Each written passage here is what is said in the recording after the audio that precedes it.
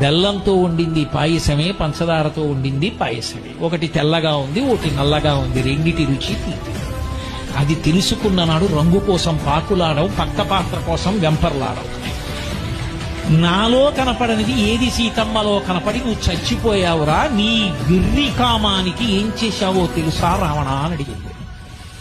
ప్రపంచాన్ని గడగడలాడించగలిగిన వాడు ఇంద్రుణ్ణి గెలవగలిగిన కొడుకుని కన్నా నీ కామానికి పరకాంతని తెచ్చి కొడుకుని యుద్ధానికి పంపి చంపేశావు. నా కొడుకుని, నీ తమ్ముణ్ణి చంపేశావు, కుంభకర్ణుణ్ణి. ఇప్పుడు నువ్వు చచ్చిపోతే నీ తమ్ముడు విభీషణుడు నీ తలకొరివి పెడతాడు. రేపు నీ చచ్చిపోతే నాకు తలకొరివి పెట్టే కొడుకుని మిగల్చకుండా చచ్చిపోయిన దౌర్భాగ్యుడా, నీ కామం నిన్ను చంపిందిరా. చెప్పరా సీతమ్మ ముందు సుందరకాండలో? ఒళ్ళు దగ్గర పెట్టుకోకపోతే అన్ని వేళలా వయసు ఉంటుందా, అన్ని వేళలా శరీరంలో ఓపిక ఉంటుందా? ఎంత తేలికగా ఓపిక ఉంటుందో అంత తేలిగ్గా ఓపిక ఉంటుంది.